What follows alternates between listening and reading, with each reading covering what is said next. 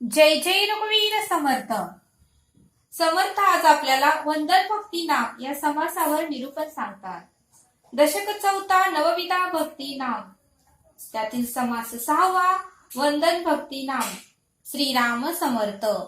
माघा झाले निरूपण पाचव्या भक्तीचे लक्षण. आता ऐका सावधान सहावी भक्ती. श्रीराम समर्थ. समर्थ म्हणतात की मागील समासात आपण पाचव्या भक्तीचे निरूपण ऐकले. आता समर्थ आपल्याला सहावी भक्ती सांगतात, वंदन भक्ती नाम. समर्थ म्हणतात की सहावी भक्ती ते वंदन करावे देवासी नमन. संत साधू आणि सज्जन नमस्कार करीत जावे. समर्थ म्हणतात की वंदन करणे ही सहावी भक्ती आहे. वंदन करणे ही सहावी भक्ती आहे. म्हणून देवाला नमन करावे. संत साधू आणि सज्जन यांना नमस्कार करीत जावे. संत साधू आणि सज्जन यांनाही नमस्कार करीत जावे.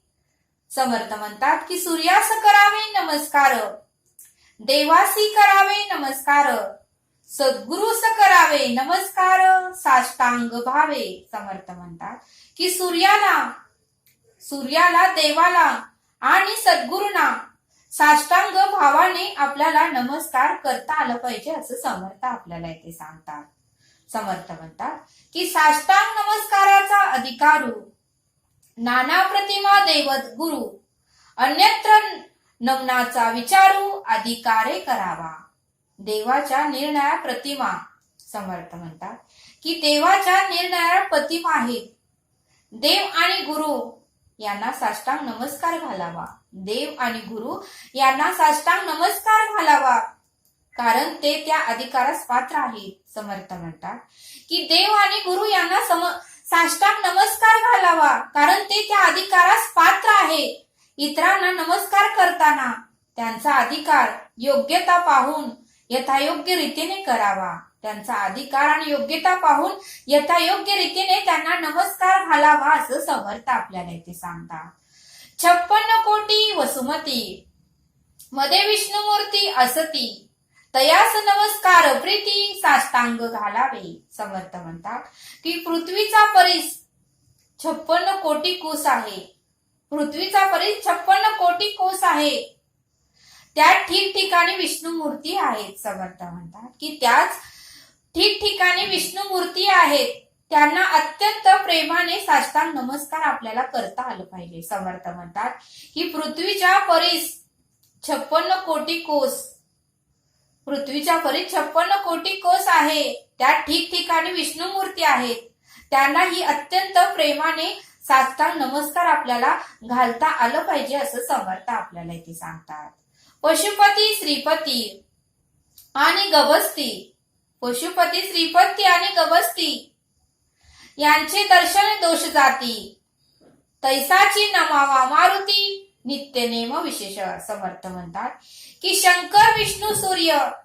समर्थ सांगतात की शंकर विष्णू आणि सूर्य त्याचप्रमाणे मारुती यांच्या विशेष व नित्य नेमाने दर्शन घेतल्यास आपले सर्व दोष नाहीसे होतात. समर्थ म्हणतात की शंकर विष्णू सूर्य त्याचप्रमाणे मारुती यांचे नित्य नेमाने जर वंदन केले, दर्शन घेतले, तर आपल्यातील सर्व दोष नाहीसे होतात. म्हणून यांचे नित्य नेमाने आपल्याकडून दर्शन घडले पाहिजे असं समर्थ आपल्याला इथे सांगतात.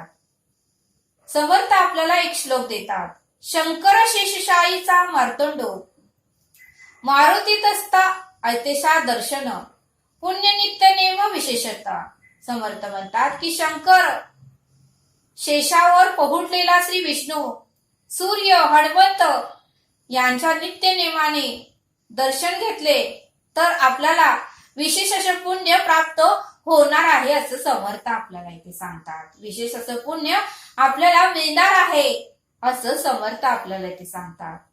भक्त ज्ञानी आणि वितरागी, महानुभावास तापसी योगी, सत्पात्र देखून या वेगी नमस्कार घालावे. समर्थ म्हणतात की भक्त ज्ञानी आणि वितरागी, महानुभाव तापसी योगी सत्पात्र देखुनी वेगी नमस्कार घालावे. समर्थ म्हणतात की भक्त ज्ञानी आणि वैराग्य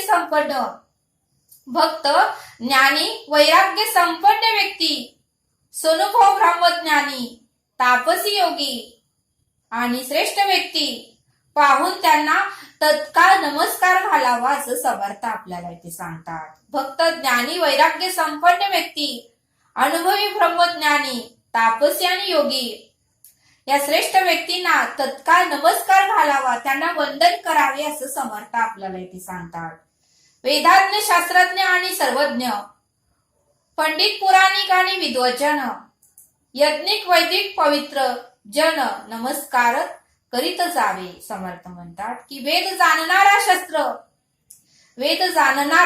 शस्त्र जाणणारा, सर्व भूत भविष्य वर्तमान जाणणारा, विद्वान, पंडित, पुराणिक आणि इतर विद्वाजन तसेच यज्ञिक, वैदिक आणि पवित्र लोक यांना नमस्कार करावा. समर्थ म्हणतात की वेद जाणणारा, वेद जो जाणतो, शस्त्र जो जाणतो, सर्व भूत भविष्य वर्तमान जाणतो, जो विद्वान आहे, जो पंडित आहे, पुराणिक ब्राह्मण आहे, तसंच यज्ञिक आहे, जो पवित्र आहे, त्याला साष्टांग नमस्कार आपल्याला करता आलं पाहिजे, त्याला वंदन आपल्याला करता आलं पाहिजे असं समर्थ आपल्याला इथे सांगतात.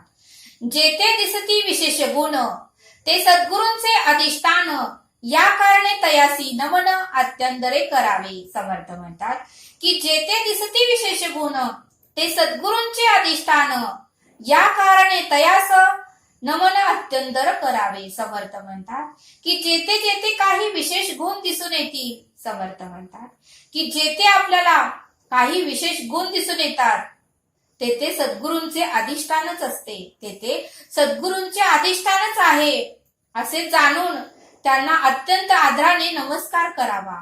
जेथे जेथे आपल्याला विशेष गुण दिसून येतात, उत्तमाचे गुण दिसून येतात, चांगले गुण दिसून येतात, तेथे सद्गुरूंचे अधिष्ठानच आहे असे जाणून त्यांना वंदन आपल्याला करता आलं पाहिजे, त्यांना नमस्कार आपल्याला करता आलं पाहिजे असं समर्थ आपल्याला इथे सांगतात.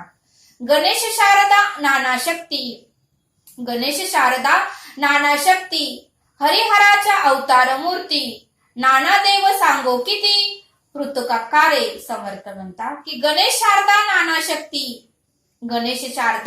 नाना शक्ती, हरिहराच्या अवतार मूर्ती, अशा रीतीने वेगवेगळ्या रूपाने नटलेल्या देवदेवता किती आहेत ते सांगावे म्हटले तरी ते पुरे पडणारच नाही.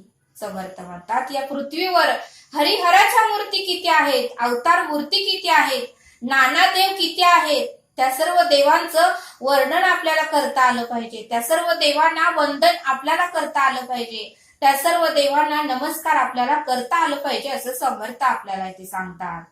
सर्व देवास नमस्कारले ते एक भगवंतास पावले, यथार्थ एक वचन बोलले आहे ते ऐका. समर्थ म्हणतात की सर्व देवास नमस्कारले ते एक भगवंतास पावले, यथार्थ एक वचन बोलले आहे ते ऐका. समर्थ म्हणतात की सगळ्या देवांना केलेला नमस्कार एका भगवंतालाच पोचतो. समर्थ म्हणतात की सगळ्या देवांना केलेला नमस्कार एका भगवंतालाच पोचतो, अर्थातच एक वचनच आहे. म्हणून समर्थ आपल्याला एक श्लोक देतात. आकाशातम पतित तो येता गचिती सागरम, सर्वदेव नमस्कारम केशवम प्रतिगचित. समर्थ श्लोक सांगतात की आकाशातम पतित तो येता गचिती सागरम, सर्वदेव नमस्कारम केशवम प्रतिगचित. या श्लोकाचा अर्थ समर्थ सांगतात की आकाशातून पडलेले पाणी ज्याप्रमाणे समुद्राला जाऊन मिळते, त्याचप्रमाणे सर्व देवाला केलेला नमस्कार केशवाला जाऊन पोचतो. समर्थ म्हणतात की कुठल्याही देवाची भक्ती करा, ती भक्ती एका परब्रह्माला जाऊन भेटते, एका केशवाला जाऊन भेटते. म्हणून समर्थ म्हणतात की आकाशातून पडलेले पाणी ज्याप्रमाणे समुद्राला जाऊन मिळते, त्याचप्रमाणे सर्व देवांना केलेले नमस्कार केशवाला जाऊन मिळतो. ज्याप्रमाणे पावसाचं पाणी, ओढ्याचं पाणी, नाल्याचं पाणी, नदीचं पाणी हे सर्व सागराला जाऊन मिळते, त्याचप्रमाणे कुठल्याही देवाची भक्ती करा, ती परमेश्वराला परब्रह्माला जाऊन भेटणार आहे असं समर्थ आपल्याला ते सांगतात. या कारणे सर्व देवास नमस्कार अत्यधरीस अधिष्ठान मानिता देवासी परम सौख्य वाटे. समर्थ म्हणतात की म्हणून सर्व देवांना अत्यंत आदराने नमस्कार करावेत. म्हणून सर्व देवांना अत्यंत आदराने नमस्कार करावेत. सर्वांच्या ठिकाणी एका भगवंताचे अधिष्ठान आहे हे जाणून त्या भावाने सर्व देवांना नमस्कार करावा. आपल्यातील परम सौख्य वाढवावे असं समर्थ आपल्याला ते सांगतात. समर्थ म्हणतात की या कारणे सर्व देवासी नमस्कार अत्यधरेसी अधिष्ठान मानिता देवासी परम सौख्य वाटे. देवदेवाची अधिष्ठाने सत्पात्र सद्गुरूंचे स्थाने या कारणे नमस्कार करणे अभय मार्गी. समर्थ म्हणतात की सर्व देवांच्या ठिकाणी भगवंता ते अधिष्ठानच आहे आणि सर्व संत सज्जनाच्या ठिकाणी सद्गुरूंचे वास्तव्यच आहे हे जाणून देवदेवतांनी आणि संत सज्जनांना नमस्कार करावा. समर्थ म्हणतात की देवदेवास अधिष्ठाने सत्पात्र सद्गुरूंचे स्थाने या कारणे नमस्कार करणे अभय मार्गी. समर्थ म्हणतात की सर्व देवाच्या ठिकाणी भगवंताचे अधिष्ठानच आहे आणि सर्व संत सज्जनाच्या ठिकाणी सद्गुरूंचे वास्तव्यच आहे हे जाणून देवदेवतांना आणि सत्त सज्जनांना नमस्कार आपल्याला करता आलं पाहिजे असं समर्थ आपल्याला इथे सांगतात. समर्थ सांगतात की नमस्कार लीनता घडे, नमस्कार विकल्प मोडे, नमस्कार सख्य घडे नाना सत्पत्रासी. समर्थ म्हणतात की नमस्कार लीनता घडे, नमस्कार विकल्प मोडे, नमस्कार सख्य घडे नाना सत्पत्रासी. समर्थ म्हणतात की नमस्कार केल्याने अंगी नम्रता येते. नमस्कार केल्याने आपल्या अंगामध्ये नम्रता येते आणि नमस्काराने मनातील शंका नाहीसे होतात, मनातील दोष नाहीसे होतात, मनातील अवगुण नाहीसे होतात. नमस्कारामुळे निरनिराळ्या संत सज्जनाशी मैत्री आणि सख्य होते असं समर्थ आपल्याला इथे सांगतात. म्हणून आपल्याला ज्येष्ठ व्यक्तींना, मोठ्या व्यक्तींना, संत लोकांना, ज्ञानी व्यक्तींना नमस्कार आपल्याला करता आलं पाहिजे असं समर्थ आपल्याला इथे सांगतात. नमस्कारे दोष जाती, नमस्कारे अन्य क्षमती, नमस्कार मोडले जडती समाधाने. समर्थ म्हणतात की नमस्कारामध्ये अहंकारासारखे दोष नाहीसे होतात. समर्थ म्हणतात की नमस्कारामध्ये अहंकारासारखे दोष नाहीसे होतात.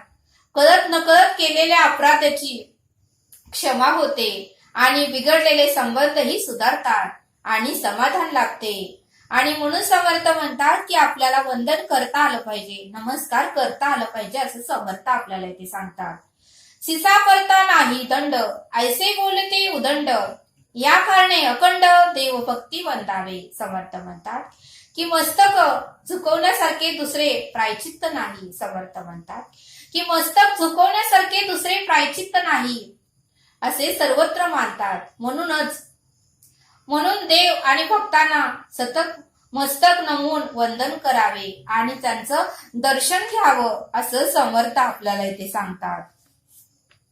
नमस्कारे कृपा उचंबळे, नमस्कार प्रसन्नता प्रबळे, नमस्कार गुरुदेव ओले साधकावरी. समर्थ म्हणतात की वंदन केल्याने आपल्या अंतःकरणातील कृपा उचंबळून येते. वंदन केल्याने आपल्या अंतःकरणातील कृपा उचंबळून येते आणि नमनाने ते अत्यंत प्रसन्न होतात आणि अशा नमस्कारामुळे साधकावर सद्गुरु कृपा होते. आणि म्हणून समर्थ म्हणतात की वंदन आपल्याला करता आलं पाहिजे.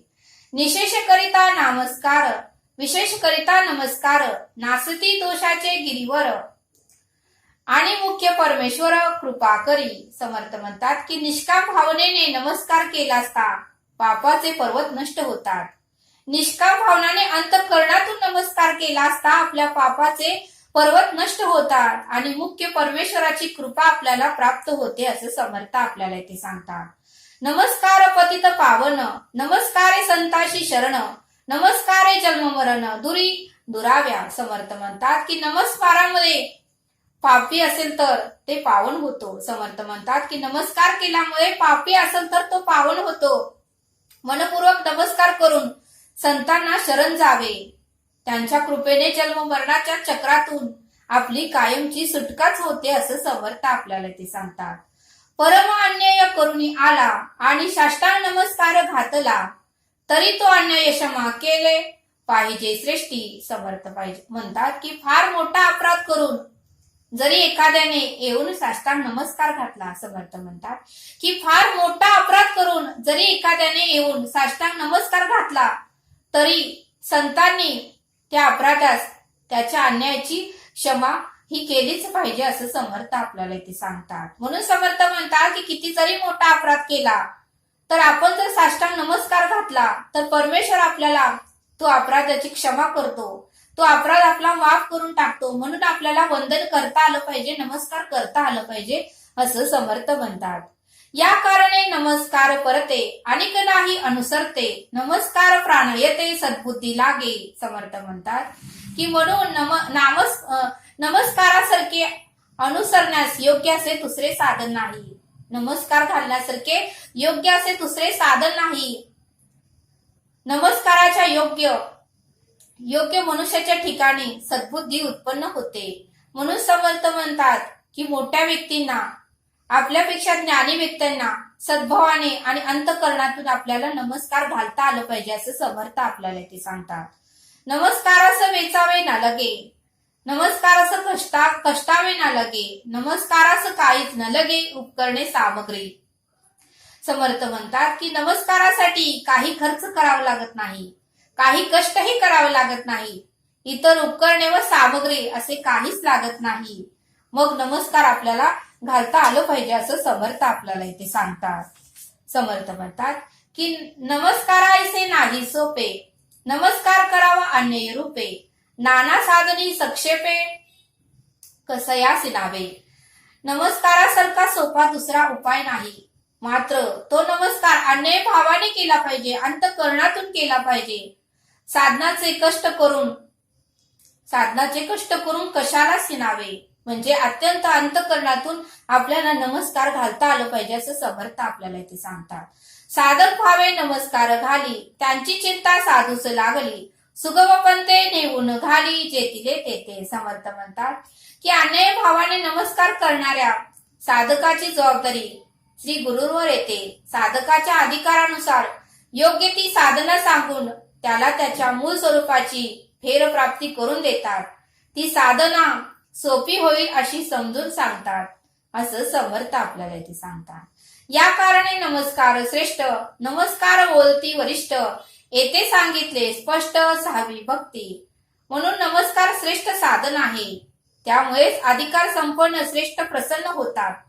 या प्रकारे येथे 6वी वंदन भक्ती आपल्याला समर्थांनी सांगितली. इति श्री दासबोध गुरुशिष्य संवादे वंदन भक्ती नाम समास 6वा. अशा प्रकारे वंदन भक्ती निरूपण नाम येथे समर्थांनी आपल्याला इथे समजावून सांगितले.